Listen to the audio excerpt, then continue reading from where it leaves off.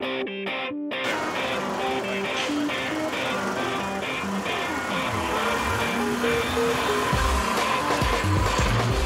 for calling the delivery people. This is Jen. Can I help you?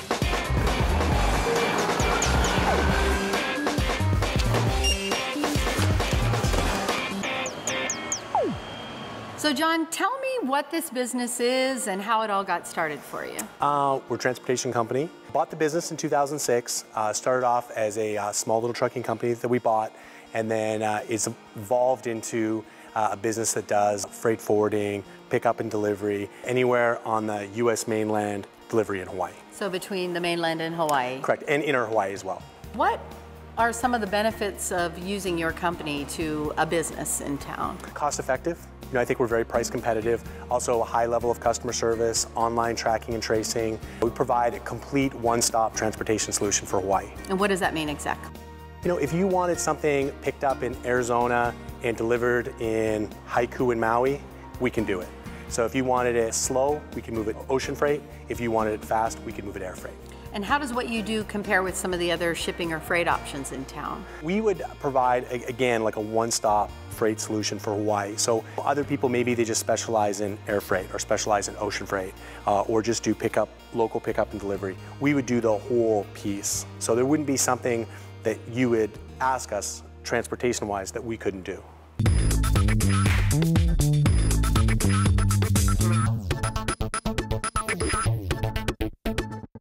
We've got 4 offices. So we have an office in Chicago, an office in Los Angeles, an office in Honolulu, and an office in Maui, and we actually started in Maui. We haven't done a lot of local marketing. We don't have any dedicated salespeople. Everything with our business currently has just been word of mouth, and that's kind of how our business has evolved. But now I think we're going to come up with more dedicated, focused marketing effort in Hawaii where we can kind of share the services and the value that we can provide. Now, you came into the business before the whole 9/11 thing, Correct. And I'm sure since then there have been a lot of new rules and regulations. How has that affected how you're operating? I think there's a lot more compliance. So, you have the TSA that governs air freight, and just like the issue that we saw this last week where the 16-year-old boy got into the plane and flew to Maui, that's a big security breach, and anytime there's a breach like that, there's changes.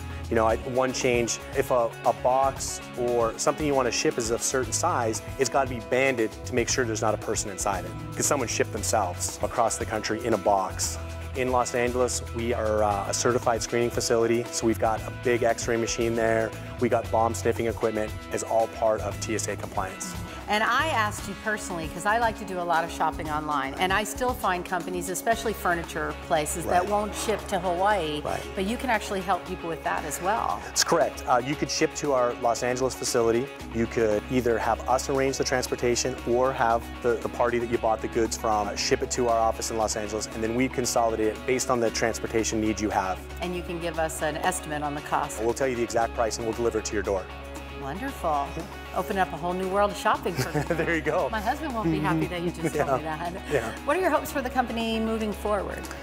I think continued growth, but measured growth. I think we want to be able to maintain the quality of service that we currently provide. I don't think we want to grow where we can't provide a high level of service. And you've made this very much a family kind of experience, right? Your wife is here and she helps you out. That's right, she's off camera sitting over there. And you're doing all this juggling 3 kids, too. That's correct. Is it hard to keep all the balls up in the air? It is. I think it's made us better at prioritization, right? We have no downtime. All the time that we have is precious, so we have to focus on keeping a very good itinerary and plan. Well, you seem like you're a pretty high energy guy. I'm a high energy guy. Are you like that all the time? Yes. Okay. It's been a bit of a sacrifice. When we are with the kids, we give 100% because we don't have a lot of time. What do you get out of this? What's fulfilling for you about what you do here? Like we're moving the equipment today for Bob Dylan, right? And we're going to do a great job as a company. And I don't personally manage that anymore in our company. When our company started, I managed all parts of our company. And so what gives me a lot of satisfaction is now that we've got the intellectual property in our business now where I can see things happening and I'm not directly involved, that makes me happy. We're really passionate about what we do, and that's part of the reason that we've stuck with it so long is our customers are so important to us. We treat our customers and our vendors all exactly the same. We're really serious when we make mistakes. We have great employees that help us. If without them, we wouldn't have been able to do this. Coming here is great. Interacting with our employees, interacting with our customers, awesome. I love it. We've grown so much in such a short period of time that it's fun. When we close something big, it's exciting. Talk to me about doing business in Hawaii. I'm sure it has its good points and its challenging points. How's it been for you?